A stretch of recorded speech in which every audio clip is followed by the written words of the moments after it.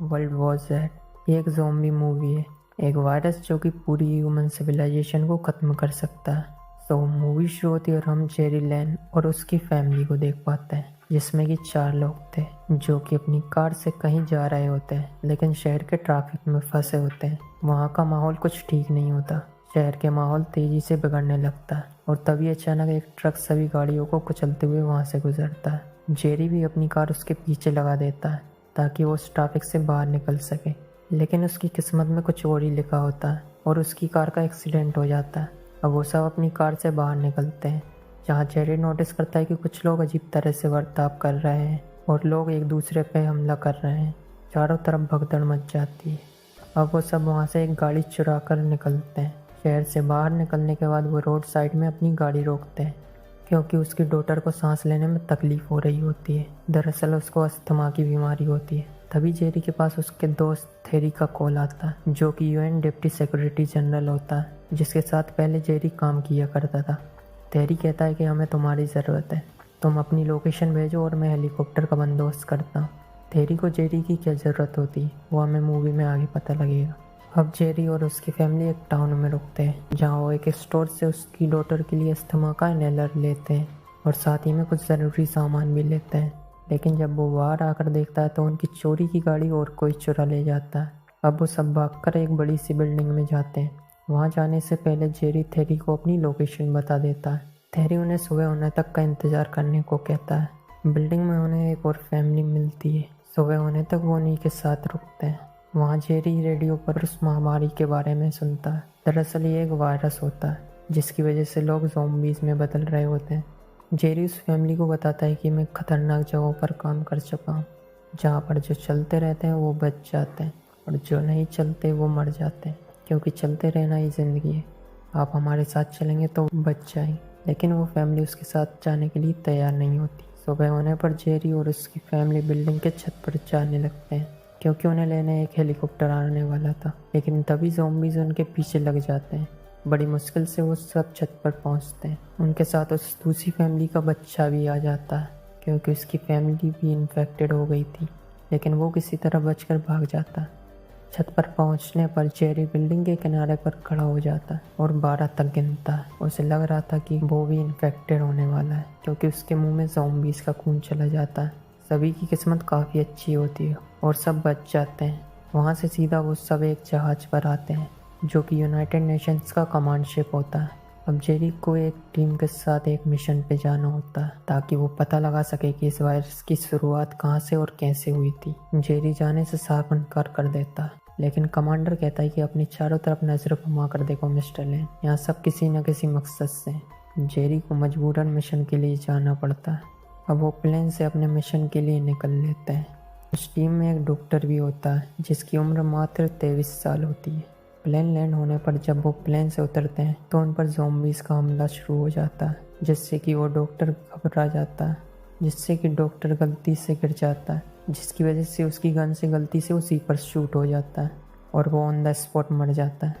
वो डॉक्टर उनकी एकमात्र उम्मीद होता है, लेकिन अब वो भी मर जाता है। बची हुई टीम को वहाँ का एक आर्मी कैंप बचा लेता है। जेरी को वहाँ कुछ खास पता नहीं लगता। अब तक ये वायरस पूरी दुनिया में फैल चुका है, लेकिन एक कैदी की मदद से उन्हें पता चलता है कि इजराइल अभी भी इस वायरस से सुरक्षित है। हमले से बचने के लिए उन्होंने अपने देश के चारों ओर दीवार खड़ी कर दी थी। पहले जानकारी मिली और पहले सतर्क हो गए, लेकिन जेरी कहता है कि वो सब तो हज़ारों सालों से दीवारें बना रहे हैं, जिस पर वो कैदी कहता है कि हाँ, पर हज़ारों सालों का काम एक हफ्ते पहले ही ख़त्म हुआ है। कमाल की टाइमिंग है ना। अब जेरी सीधा इजराइल जाता है, जहाँ जो लोग भी इन्फेक्टेड नहीं थे इजराइल उन्हें शरण देता है। उनका कहना था कि जितने इंसानों को बचाएंगे उतने कम ज़ॉम्बीज़ पैदा होंगे। तभी वहाँ के स्पीकर्स की आवाज़ बढ़ने लगती है। जेरी घबरा कर कहता है कि ये आवाज़ बहुत तेज है, क्योंकि जेरी को पता होता है कि ज़ॉम्बीज़ आवाज़ से अट्रैक्ट होते हैं। तभी अचानक ज़ॉम्बीज़ दीवार फांद कर अंदर आ जाते हैं। चारों तरफ भगदड़ मच जाती है। जेरी वहाँ से निकलता है। उसके साथ एक सिक्योरिटी टीम भी होती है, जिनमें एक औरत होती है सेगन, जिसके हाथ पर एक ज़ॉम्बीज़ काट लेता है।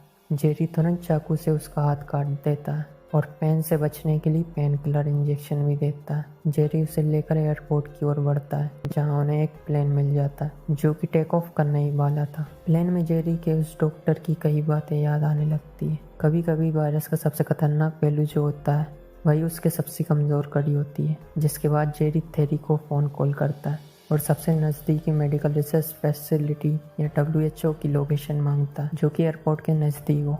अब प्लेन एक WHO रिसर्च फैसिलिटी की ओर बढ़ने लगता है, लेकिन प्लेन में भी लोग ज़ॉम्बीज़ बनने लगते हैं। जेरी सेगन के पास से एक ग्रेनेड निकाल कर वहीं फेंक देता है और तुरंत दोनों को सीट बेल्ट बांध लेता है।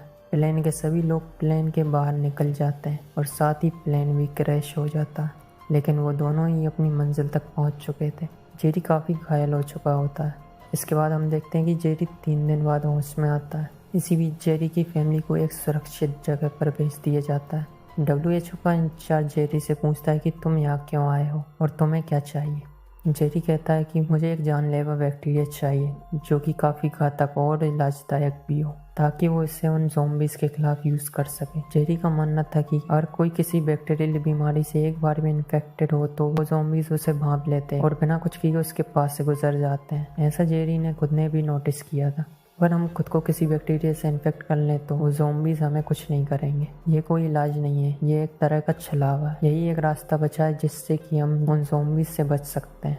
वहाँ WHO में ऐसे कई बैक्टीरिया होते हैं, लेकिन वो किसी बी विंग में रखे होते हैं जिसे लाने के लिए उन्हें ज़ॉम्बीज़ के बीच से गुजरना होगा। जेरी किसी तरह अपने साथियों की मदद से वहाँ पहुँच जाता है, लेकिन असली प्रॉब्लम होती है वहाँ से निकलने की, क्योंकि उसी के सामने एक ज़ॉम्बी खड़ा होता है। जेरी खुद को एक बैक्टीरिया से इन्फेक्ट करने वाला होता है, लेकिन उससे पहले वो अपनी फैमिली के लिए एक मैसेज छोड़ता है। उसके साथ ही ये सब देख रहे होते हैं और सोच रहे होते हैं कि आखिर ये करने क्या वाला है। जेरी खुद को एक बैक्टीरिया से इन्फेक्ट कर लेता है और उसका असर होने तक वहीं इंतज़ार करने लगता है। थोड़ी देर बाद जेरी वहाँ से बाहर निकलता है और उनका ये आइडिया काम भी कर जाता है। एक भी ज़ॉम्बी उसका कुछ भी नहीं बिगाड़ता। सभी ज़ॉम्बीज़ उसके पास से गुजर जाते हैं, लेकिन उसका कुछ भी नहीं करते। अब हम जेरी को देख पाते हैं कि जेरी उस बैक्टीरिया का वैक्सीन लेता है। उसके बाद सीधा वो अपनी फैमिली के पास आता है। मूवी के अंत में हम देख पाते हैं कि उन बैक्टीरिया की मदद से एक वैक्सीन तैयार किया गया है जो कि ज़ॉम्बीज़ से बचे हुए सभी लोगों को दिया जाता है और सभी ज़ॉम्बीज़ को ख़त्म करना भी शुरू कर दिया जाता है। कहानी कैसी लगी ज़रूर बताना।